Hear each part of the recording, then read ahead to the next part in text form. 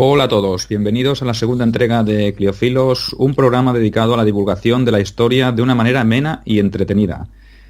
Me presento, para los que no me conozcáis o no me hayáis oído todavía. Soy Sergio Alejo, historiador, escritor y recreador histórico. Y conmigo está de nuevo Arnau. Hola Arnau Lario, ¿qué tal? ¿Cómo estás? Hola compañero, muy bien. ¿Y tú? ¿Qué tal? Bueno, pues mira, vamos tirando de la vida como se puede, pero bueno, vamos al grano, no vamos a explicar aquí nuestras penas, ¿no? Venimos a animar aquí a los Eso oyentes a que se mismo. interesen por la historia, ¿no? Explícame, ¿de qué vamos a hablar hoy? Bueno, pues en el programa de hoy trataremos un tema o uno de los episodios más oscuros de la historia militar de Roma. Uno de los, tristemente. Vaya, que hay muchos, ¿no? Bueno, hay demasiados, esto no puede Sí. ser. Pues claro, además de las gloriosas victorias, Roma también sufrió algunas derrotas humillantes, canae, que mancharon su nombre. Y Sí, claro, y eso es una pena, ¿no? Porque estamos acostumbrados a hablar solo sobre las victorias de Roma, pero hay muchos desastres, ¿no? Que también mancharon el honor, ¿no? O la gloria del imperio y de la república. Pero bueno, vamos al grano, ¿no? Vamos a intentar tratar uno de esos de hoy, por decirlo de alguna manera, ¿no? Un caso donde quizás se mezcla un poco el mito, la leyenda, que hoy en día todavía no está muy claro, ¿no? Porque quedan algunas lagunas que no se han sabido discernir, ¿no? Y que surgen teorías nuevas que contradicen las anteriores. Pero bueno. El episodio, como decíamos, es un episodio en que incluso las mismas fuentes romanas del momento, la misma historiografía, trató de ocultar para que nadie se enterase, porque como hemos dicho antes fue un poco humillante, ¿no? Nos referimos a ni más ni menos que a la misteriosa desaparición de la Legio Novena Hispana, qué interesante. la que lleva el nombre de Hispania, ¿no? Una legión pues, que tiene una trayectoria muy amplia y que, como decimos, pues desapareció en misteriosas circunstancias. Pero bueno, vayamos por partes. Si te parece, Arnau, hablaremos un poco sobre este episodio nefasto y pondremos en situación al público para que se pueda situar en el contexto del momento, ¿no? Como hemos dicho antes, pues podemos afirmar que la mayor parte de los historiadores, tanto más contemporáneos, diríamos, la gente que se ha dedicado a la investigación de esta legión y de lo que le sucedió, afirman o coinciden que la novena fue totalmente aniquilada hacia el año 222 después de Cristo, borrada del mapa por un ejército enorme, que estaba formado por una confederación de tribus de la zona de Caledonia, que es lo que es la actual Escocia, los que las películas o los libros llaman los pictos, ¿no?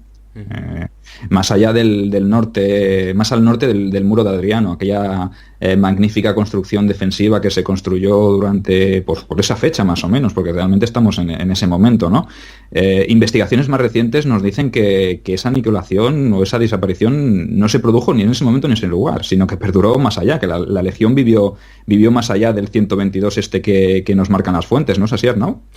Sí, sí, sí. De hecho, cada vez son más los partidarios que defienden esta postura de que ya el mismo año siguiente, el 123 después de Cristo, evidentemente, habría ya varios destacamentos de la novena asignados a la provincia de la Germania Inferior. Y además, se sabe que posteriormente las tropas fueron enviadas a Judea para Vale. sofocar la revuelta de Simón Bar Kokhba, que fue la segunda guerra judía, para decirlo de alguna Ujú. manera, que pasó entre el 132 y el 135 después de Cristo. Y de hecho hay otros autores que afirman que fue en esa provincia y durante ese conflicto donde podría haber sido destruido. Vaya, o sea que tenemos que en el 135 aún hay rastro de esta legión y parece que fue destruida en ese momento, pero bueno, pero no acaba aquí la historia, sino que hay más autores que rascan un poquito más profundamente y se aventuran a afirmar que incluso en el reinado del emperador Marco Aurelio, hacia el año 161 después de Cristo, la novena estaba acantonada pues la zona, en la orilla izquierda del Éufrates y concretamente en la región de Egeia y parece ser que estaba bajo el mando del gobernador Marco Sedatio Severiano y que allí sí que fue sorprendida realmente por un ejército parto y definitivamente borrada del mapa. Vaya, o sea, otro rastro que nos lleva, ya son varios los que nos han dicho que había desaparecido, unos en Britania, otros en Judea y ahora nos dicen que en el Éufrates, que en la provincia, en la frontera más oriental del imperio, ¿no?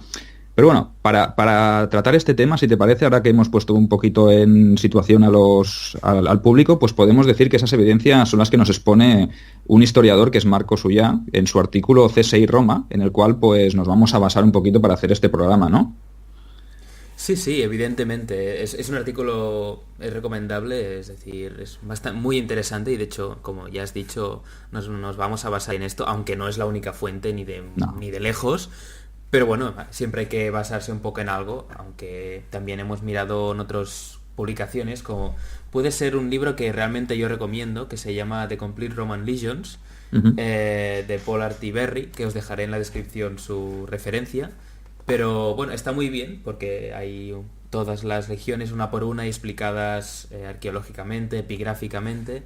Y nada, muy interesante. Pero bueno, ya me estaba yendo por las ramas. Sí, bueno, la bibliografía Básicamente, nos lleva a eso, sí, ¿no? sí, sí.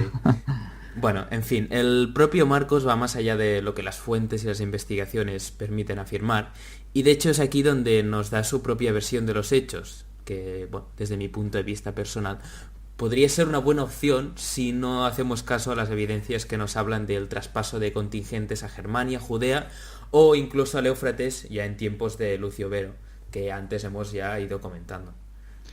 Sí, sí, sí. En cualquier caso, os haremos 4 pinceladas, como bien dices, Arnau, sobre su postura, pero desde aquí, pues, os invitamos a que os toméis, pues, el tiempo que queráis, ¿no? Los minutos, las horas, para leer su artículo y sacar, pues, vuestras propias conclusiones, porque realmente, como dice Arnau, pues, hay un montón de información, de bibliografía y, evidentemente, son muchas las teorías, ¿no? Y en un pasado tan lejano, pues, encontrar evidencias sobre una legión que parece ser que fue destruida, pues, es bastante complicado cuando las propias fuentes del momento nos lo trataron de ocultar para que no llegase a oídos de la población romana. Pero bueno, eso es otra historia, ¿no? Nosotros desde aquí os explicamos, os damos 4 pinceladas, os explicamos más o menos cómo funcionaría o las bases y vosotros os creáis vuestras propias teorías, que eso es lo bonito que tiene la historia, ¿no?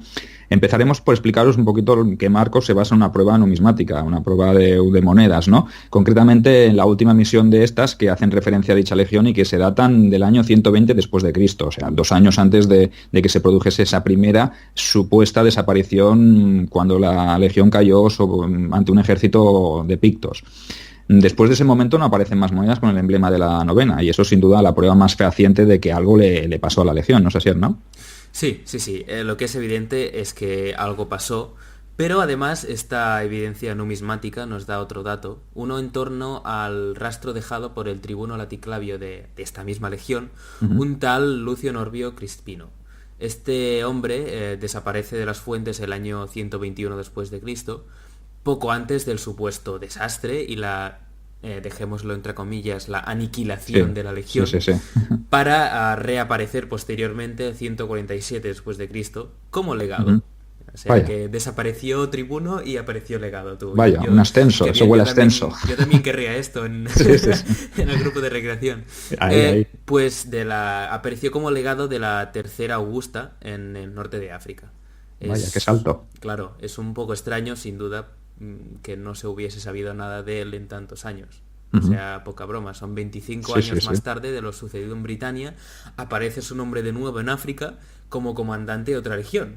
Por lo menos, bueno, es un poco extraño, ¿no? Digo yo. Raro, raro, raro, raro. Evidentemente. Pues sin duda lo es y a mí me parece bastante extraño basándome en otros ejemplos de epigráficos históricos de personajes que no desaparecen tanto tiempo y más en estas alturas jerárquicas. Porque, Claro, claro, claro. estamos hablando de tribunos laticlavios, que si bien es un rango bajo dentro de los tribunos, pero Ujú. es importante en el global y después como legado. Es decir, este hombre Claro, hacía una carrera política, un cursus honorum militar y por tanto eso pues es, es raro, es bastante raro. eso es. Pero siguiendo con los datos de que Marco nos da, ciñéndonos a lo que las fuentes de momento dijeron, se produjo de hecho una revuelta de las tribus caledonias al norte del futuro muro, estas tribus pictas se llaman Ujú. así porque se pintaban la Eso es. piel de color azul seguramente, y por eso se los llama pictas, que básicamente es en latín de pintadas. Ahí está. Se produce en este momento una revuelta que fue aplastada el 118 después de Cristo, mira el año que muere Trajano, por el Vaya. gobernador de la provincia. Día fatídico para Roma, ¿eh? Ya ves que es una fecha que es, no sé, yo siempre la recuerdo. Pues hasta el Siempre. año 122 la zona parece que se mantuvo en relativa calma, siempre entendiendo que es una zona pues conquistada y en la Ujú. que nunca va a haber calma absoluta. coincidiendo en el tiempo con un viaje que hizo el mismo emperador Adriano, el flamante nuevo emperador, Ujú. a la provincia, porque hay que recordar que Adriano fue un emperador que viajó muchísimo, se visitó todas las provincias, porque era un emperador que como buen provinciano, Ahí está. pues se preocupaba por la vida de las provincias, mantener el orden público y evidentemente la estabilidad militar. Y por eso, Adriano por el mundo, ¿no? Se llamaba sí, el programa. sí, sí, hispanos por el mundo. Hispanos Sí, por el sí. mundo. Pues claro, esto pasó. Pero, claro, aquí se nos plantea una pregunta y es, ¿qué sucedió para que la situación se volviese de nuevo tan violentamente beligerante? Sí, como tú has dicho, ¿no? La zona pues era una zona recientemente conquistada y apaciguada y que los ánimos pues estaban bastante caldeados, ¿no? Sobre todo con las tribus pictas o caledonias, que eran pues diríamos más beligerantes con Roma, ¿no? Pero para este digamos incremento o para este como diríamos resurgir de la beligerancia entre las tribus pictas y los romanos, pues hay varias teorías. Hay en este caso dos teorías que hablan al respecto. Una nos habla de que el emperador fue hasta allí, o se dirigió, o viajó hacia Britania y hacia ese punto concreto al enterarse de que la legión había sido aniquilada, entre comillas, como decimos, porque no es seguro, mientras que la otra pues, nos dice que el detonante de que se produjese este alzamiento que acabó con la aniquilación de la novena fue precisamente debido o por consecuencia de esa visita del propio Adriano que caldeó más los ánimos ya si cabe, ¿no? Ujú. Marcos nos dice que él es partidario de la segunda opción, que por ende a mí también me parece más viable, ¿no? Parece ser que esas tribus del norte no se tomaron demasiado bien la noticia de la construcción de un muro, que fue pues consecuencia de esa visita, ¿no? Es decir, si tú estás la zona tranquila o está una relativa calma, llega una visita imperial y te manda a construir un muro, pues si tú estás al otro lado del muro, pues como que no te va a hacer mucha gracia tampoco, ¿no? Y eso quizá pues fue lo que enalteció a esos pictos que estaban pues aquí un poco pues, calmados, ¿no? Aprovechando que en ese preciso momento, aprovechando ese preciso momento de la construcción y de la llegada de Adriano, pues parece ser que muchas de las tropas auxiliares estaban a punto de licenciarse, pues porque habían cumplido pues, sus años de servicio o se iban a ser trasladadas a otro punto del imperio, a otra frontera, y eso parece ser que los líderes de las tribus caledonias de esta confederación idearon un plan, ¿no? Un plan para deshacerse o para atacar a Roma. ¿Y cuál es ese plan, Arnau? Danos 4 pinceladas.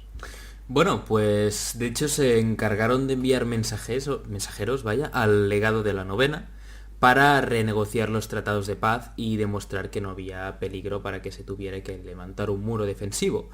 Y instaron al legado a que se llevara un nutrido contingente de tropas para demostrar a las tribus neutrales cuál era el poderío de Roma, ¿no? Este hecho de marcar paquete, básicamente. Ahí está, ahí está. Pues claro, eso acabaría de decantarles hacia la postura de que era mejor someterse a ellos que luchar como tal. Y bueno, de hecho, compañero, ¿qué te parece si lo dejamos por hoy Sí, y es un buen punto. seguimos en otro momento el Sí. relato? Así dejamos a los suscriptores con ese sentimiento de intriga. ¿Qué te Y que parece? digan, ¿qué pasará ahora? ¿Qué les pasará a estos romanos? ¿No? Pues ahora, os tendréis que esperar a la próxima entrega, porque lo Eso cortamos aquí, mismo. ¿no, Arnau? Sí, sí, ahora tenemos un nutrido grupo de soldados romanos que se dirigen al desconocido, o Ahí más o está. menos desconocido, en Sí. una evidente trampa parada por los caledonios. Y bueno, ya veremos qué pasa. Hasta la próxima, entonces.